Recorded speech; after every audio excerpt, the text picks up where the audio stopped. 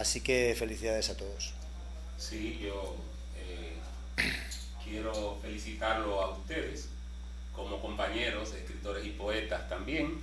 Y además quiero felicitar a un amigo que es más que un amigo, un hermano, el poeta infantil Andrés Acevedo en Santiago, a Ramón Peralta.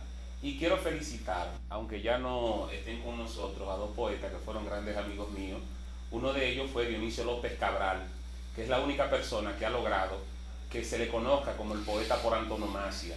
Cuando en Santiago, en la capital, alguien dice el poeta, todo el mundo piensa inmediatamente en Dionisio López Cabral. Quiero felicitar también, aunque ya no esté con nosotros, a Nelson Julio Minaya, un gran pensador, un gran poeta, un gran escritor, y es una pena que no pueda compartir con nosotros, porque es de los poetas que se fueron, pero como yo he dicho siempre, los poetas no mueren, porque se quedan en lo que escribieron y en lo que nos dijeron. Bueno, señores, hoy vamos a hacer un programa muy especial porque por estar celebrando el Día del Poeta, nosotros vamos a leer poesía de lo que a nuestro entender son los mejores poetas dominicanos de todos los tiempos, pero además, en la última parte, vamos a estar leyendo nuestra propia poesía como un reconocimiento no solamente a nosotros como personas de manera individual, sino al Grupo Juvenil Literario de Sosúa, por sus grandes aportes a las letras nacionales. Vamos a comenzar con Los Independientes del 40 y creo que me corresponde seguir leyendo poesía. Vamos a leer un fragmento del excelente poeta Tomás Hernández Franco y su poema Yelida, una joya venerable de la letra nacional. Vamos a ver si lo Tal vez encontramos. había que hacer un comentario acerca de Yelida. Yelida es un poema que para mí, mientras que lo busca Omar, es un poema que para mí quizás sea el más bonito, o por lo menos el que más me impactó de la poesía dominicana. Es casi una historia, es casi un cuento. Tiene mucha ternura y está muy bien manejado el asunto de la mitología noruega, vikinga, nórdica, y el asunto del vudú. Parece que Tomás Hernández Franco tenía unos conocimientos acerca, él viajó mucho, él estuvo viviendo en París una temporada bastante larga y parece que tiene bastante experiencia, por lo menos internacional, y que le da una perspectiva bastante amplia. Él, como al resto de los poetas de su generación, le tocó vivir una época complicada. A diferencia de la mayoría de los poetas de su generación, no hizo mucha poesía social, incluso colaboró con el régimen de Trujillo, tuvo algunos cargos, pero desde el punto de vista literario creo que trabajó a conciencia. La anécdota de Yelida es que es difícil de leer. Omar se atreve con ella, porque Omar se atreve con todo, pero yo reconozco que el ritmo que imprime Yelida, en la utilización de las comas que hace Tomás Hernández Franco, hace que el ritmo para leerlo en silencio sea súper agradable, pero para leerlo en voz alta sea un poco complicado. Pero nada, suerte y al toro. Yo me atrevo. Yelida de Tomás Hernández Franco. Un antes. Eric, el muchacho noruego que tenía alma de fior y corazón de niebla, apenas sospechaba en su larga vagancia de horizontes la boreal estirpe de la sangre que le cantaba caminos en las sienes. En el más largo mes del año había nacido, en la pesquera choza de brea y redes, salpicada casi por las olas. Parido estaba entre el milagro del mar y el sol de medianoche, de padre ausente naufragado, nadador ya de sus aldas profundas y arenas sorprendidas, de escamas y de agallas y de aletas. Era el quinto hijo para el mar nacido, y Eric creció en su idioma de anzuelo y de corriente, fuerza de remo y sencillez de espuma, como todos los muchachos de la playa, mitad tritón y mitad ángel. Pero Eric no sabía nada de eso. Pulso de viento y terquedad de proa. Aprendió los nombres de los peces de las puntas y cabos, la oración del canal y la bahía. A los 15 años conocía 1000 golfos, y sin contar el ya remoto y salobre seno de la madre, ni un solo pensamiento de Noruega la había caminado entre las cejas rubias.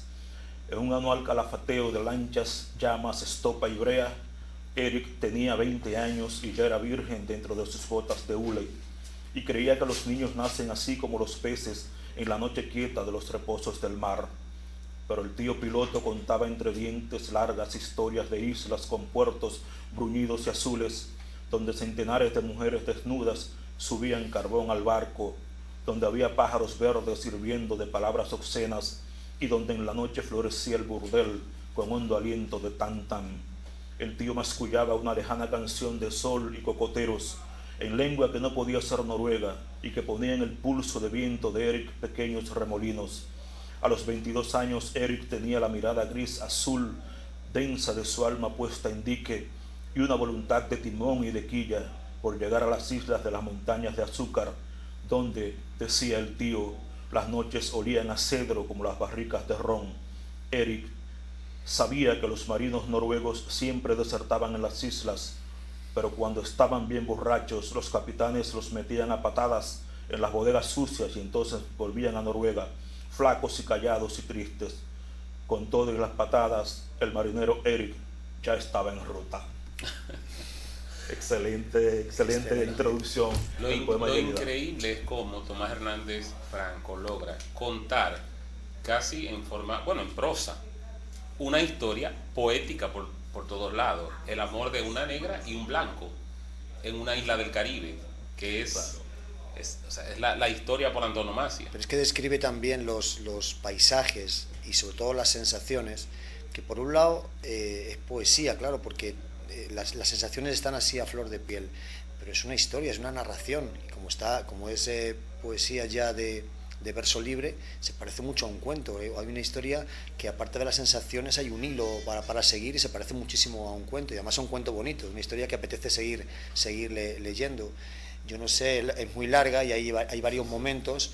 Yo no sé si va a dar tiempo a leer, o creo que como mínimo deberíamos de explicar un poco cómo se desarrolla la historia. ¿Qué tú crees, Omar? Yo utilizaría la expresión para explicar este poema de Tomás Hernández Franco, que es una reivindicación de la épica. Una reivindicación de la épica, exactamente. Sí, indudablemente. Vamos a ver, señores, porque tenemos que galopar, porque hay muchas cosas que leer en la tarde de hoy. Vamos a degustar de los más grandes poemas de la República Dominicana y luego entonces vamos nosotros a leer nuestra propia poesía.